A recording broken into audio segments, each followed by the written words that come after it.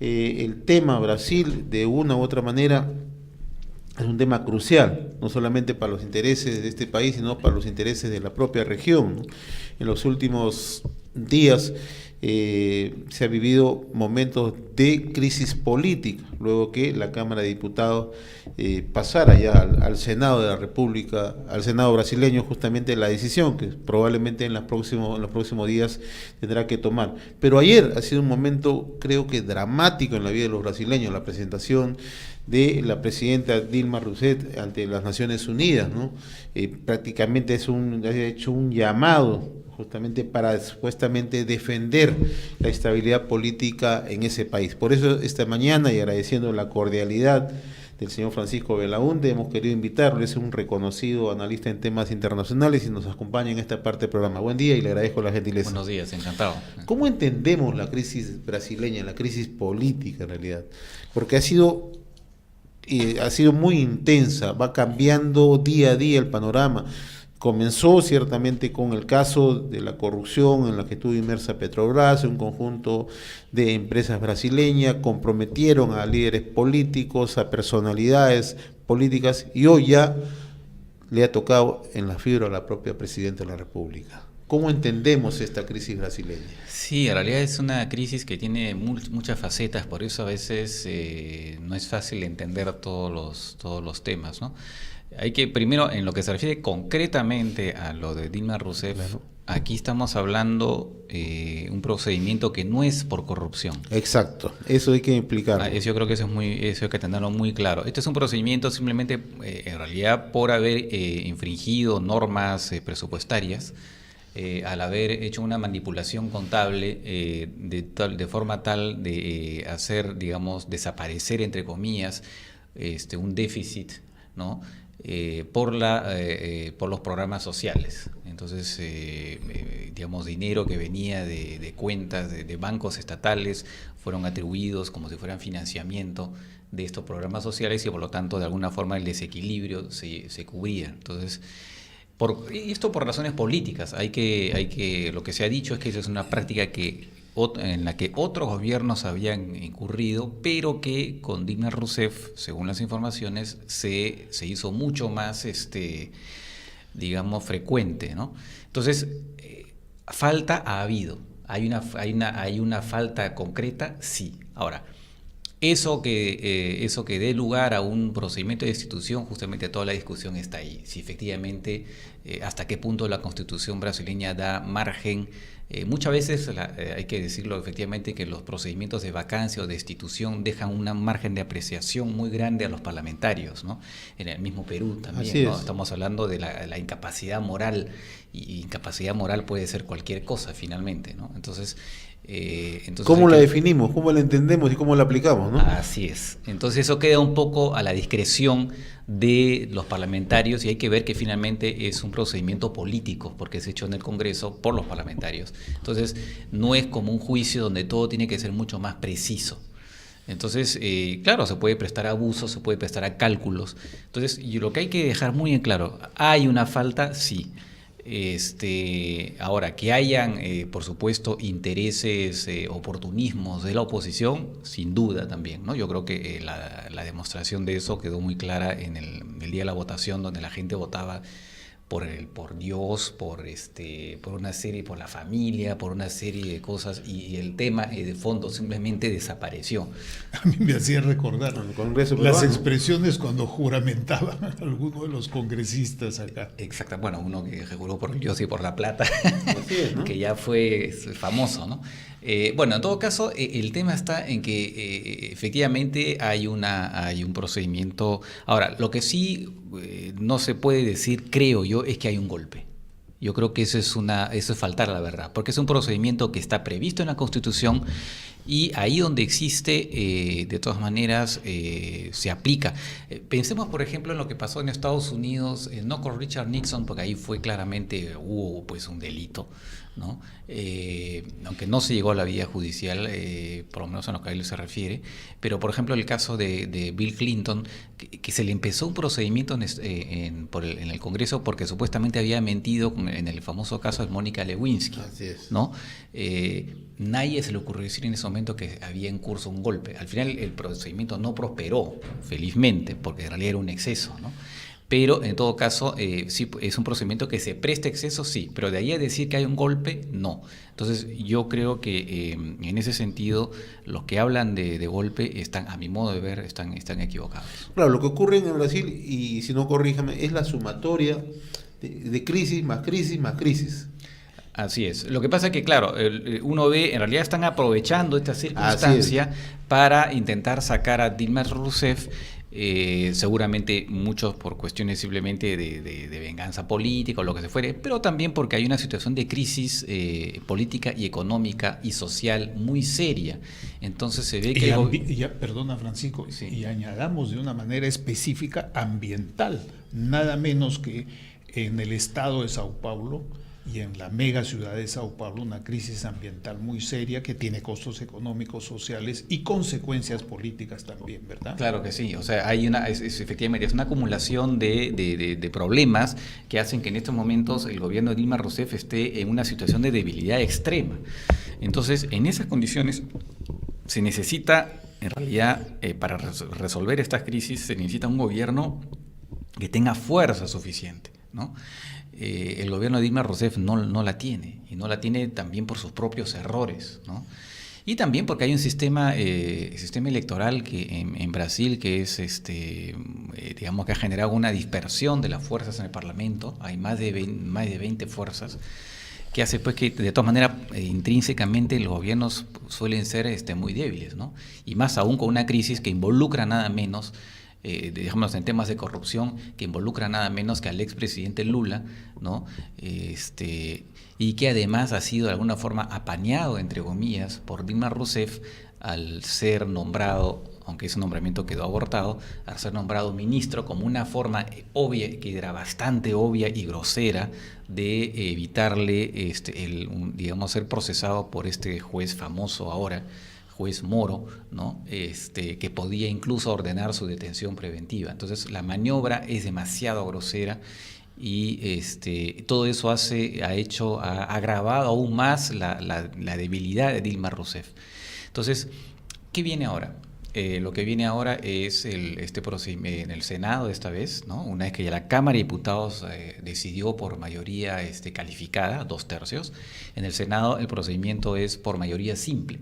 Todo parece indicar que va a ser suspendida durante 6 meses mientras dure el procedimiento y muy probablemente después va a ser destituida. La pregunta ¿es razonable o no que Dilma Rousseff se aferre al poder en unas circunstancias en que de debilidad extrema de su gobierno y tener que dejar pasar todo este tiempo en donde no se van a poder tomar medidas firmes y las adecuadas para superar la crisis económica? Yo pienso que no, pero ella por lo visto no quiere aún saber, ella debe saber perfectamente que va a ser destituida, que las fuerzas tal como están, va a propiciar su destitución. Probablemente esté pensando que haya tal vez está esperanzada en la presión internacional para evitar un desenlace de ese tipo, pero en el interín Brasil está a la deriva y eso me parece que es una irresponsabilidad de su parte de aferrarse más allá, una vez más allá de que efectivamente hay pues fuerzas de oposición que lo único que están esperando es llegar al poder y asumirlo. Ahora, no olvidemos también la otra parte de la ecuación. En la oposición hay personas, líderes máximos que también están pues involucrados en casos de corrupción.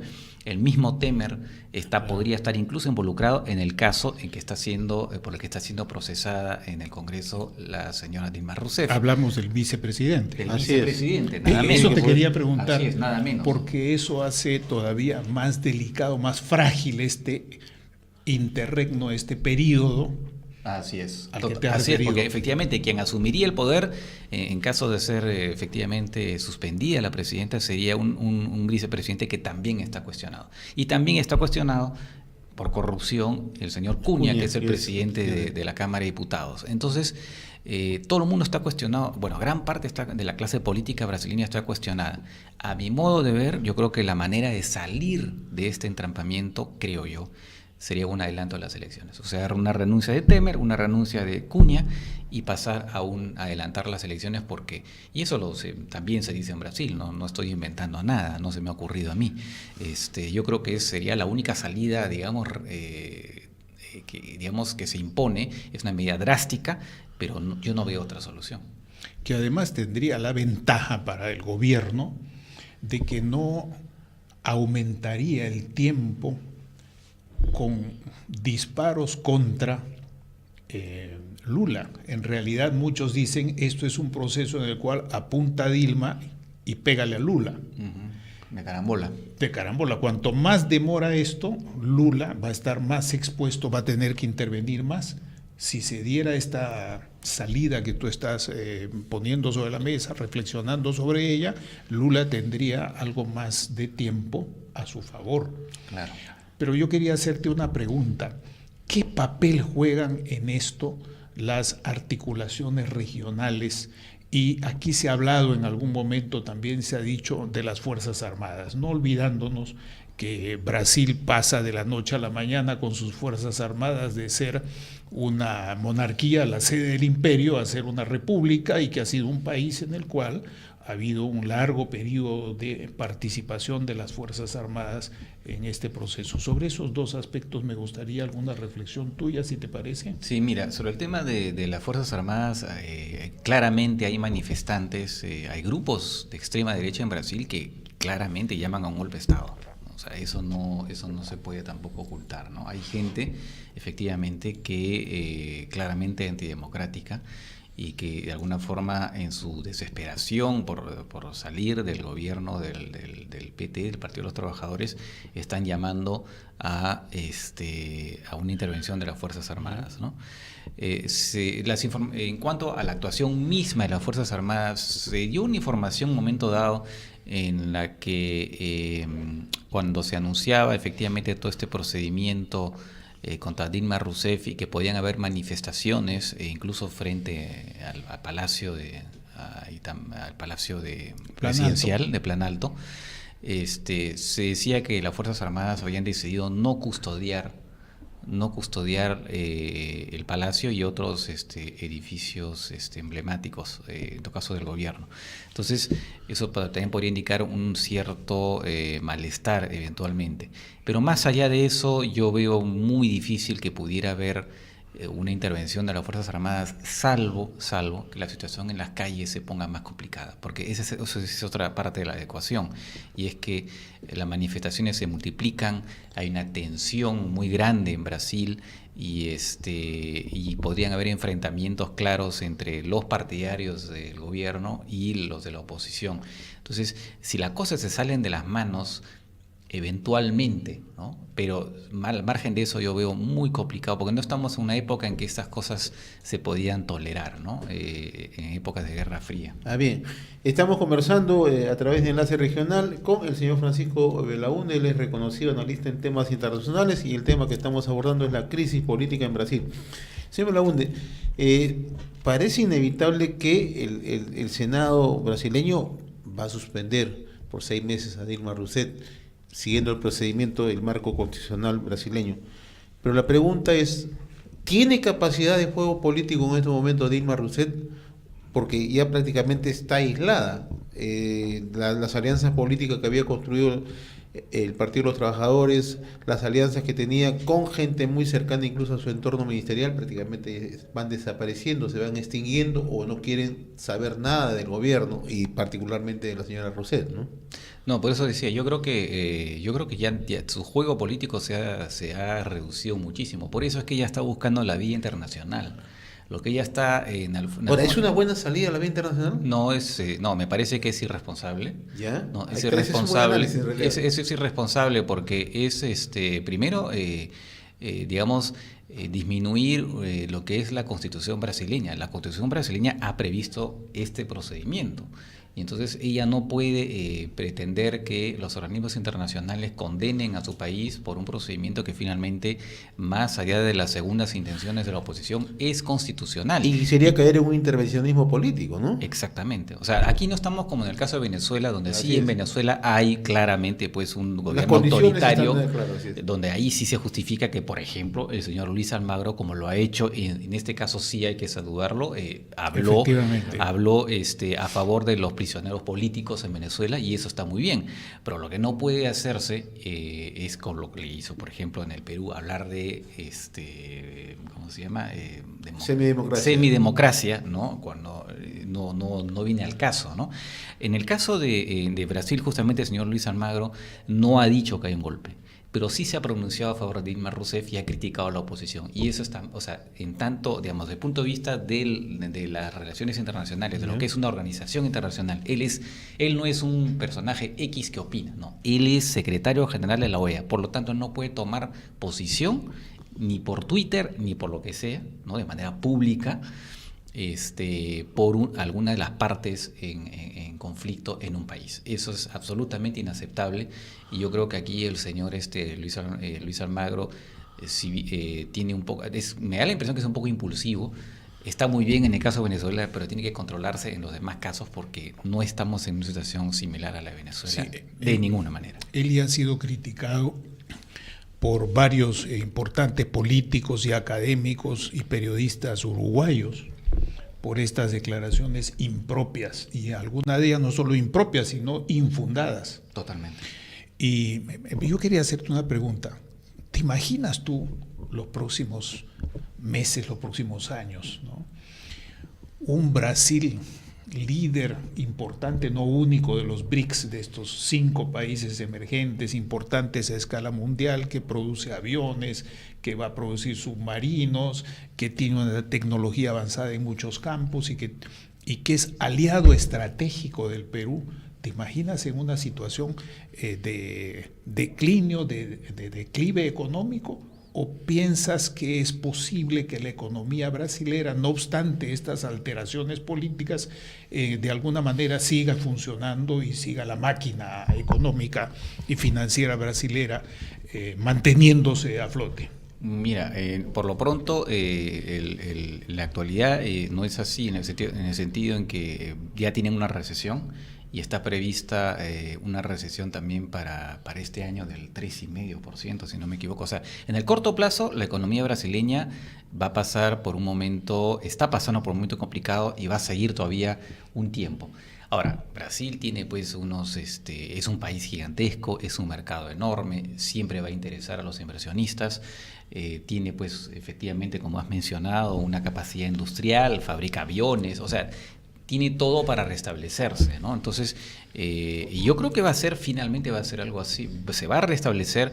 El tema es en qué plazo, y eso también depende mucho de los políticos. Ahora, exactamente ahí está el tema. ¿Cómo construimos una salida con un alto nivel de corrupción? Porque en realidad usted ha mencionado, ¿no? Los principales líderes políticos, incluso quien podría suceder en el cargo a la propia Dilma Rousseff, está cuestionado por temas de corrupción. El presidente de la Cámara de Diputados está cuestionado, y así, pero los líderes políticos están cuestionados. O sea, ¿cómo que Brasil podría encontrar una salida, digamos, racional, sensata, donde se deponga y se ataque frontalmente el tema de la corrupción?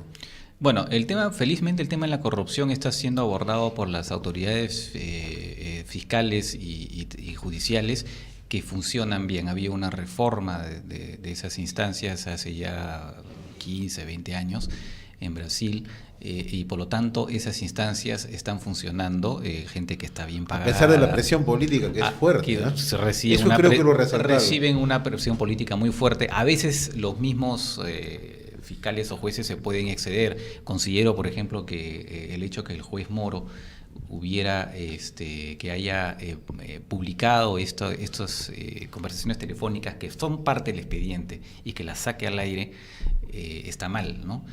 Yo entiendo que lo hizo porque, digamos, furioso, porque había habido esta maniobra de Dilma Rousseff de nombrar pero igual, y por eso creo que se le ha retirado el caso. Algunos pensaban que de repente se le iba a hacer una amonestación y que no se iba a llegar hasta quitar el caso, pero finalmente se lo han quitado. Bueno, en todo caso, pero en general el sistema judicial brasileño está actuando con firmeza frente al tema de la corrupción. Yo creo que en realidad, como dije, ¿no? Yo creo que lo mejor que le podría pasar a Brasil es que se adelanten las elecciones, pero que también ese adelanto de las elecciones esté acompañada de una reforma electoral.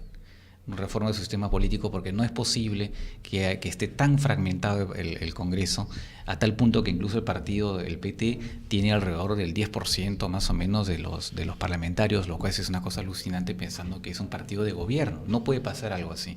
Entonces, tienen que reformar su sistema electoral para permitir pues que hayan partidos mucho más sólidos de lo que existe, por lo menos a nivel de representación parlamentaria, de lo que existe actualmente. Entonces, a mi modo de ver, bueno, por supuesto hay mucho más temas por resolver, pero en lo inmediato creo yo, adelanto de elecciones y reforma política, ¿no? Yo tengo otra pregunta que recojo de la gente también y que yo mismo me la hago. Dinos algo sobre líderes, varones o mujeres políticos. La ex senadora y ex ministra, senadora por el estado de Acre y ex ministra de Ambiente de Lula, se ha pronunciado también, pero no se escucha hablar de otros líderes nacionales, de envergadura nacional en el Brasil. Es algo así como que Fernando Henrique Cardoso ya pasó a la historia, y aparte de las declaraciones de esta exministra y ex senadora por el estado de Acre, repito, no hay ninguna manifestación importante. Entonces quisiera que nos comentaras un poco sobre otros líderes, varones o mujeres en Brasil que hay, porque si no va a ser pasar de Dilma a Lula con probablemente una campaña anti-Lula, si me perdonan la comparación, algo así como anti-Keiko. Claro. O con una polarización extrema muy grande en el Brasil. ¿Qué nos puedes decir, Francisco? Bueno, estoy de acuerdo contigo en que todavía efectivamente no han surgido a nivel nacional, han surgido líderes de recambio, eso es cierto. Y la verdad es que en el Congreso el panorama era desolador, ¿no? O sea, ahí no veías entre los que iban a votar gente que tuviera